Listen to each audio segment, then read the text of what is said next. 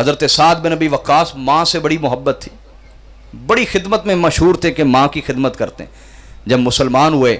تو ماں کو پتہ تھا میری خدمت بڑی کرتا ہے، بڑا ادب کرتا ہے، بڑی محبت کرتا ہے۔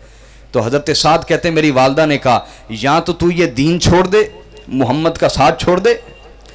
یا پھر میں بھوک ہڑتال کروں گی اور بھوکی پیاسی مر جوں گی اور لوگ تجھے تانا دیں گے، او ماں کے قاتل، کیا تیری عزت رہے گی پورے عرب میں۔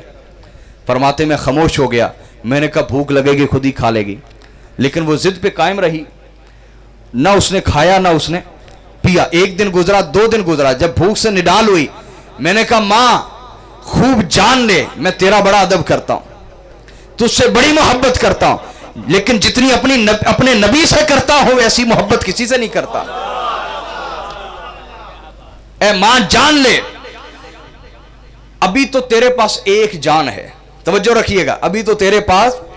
ایک جان ہے،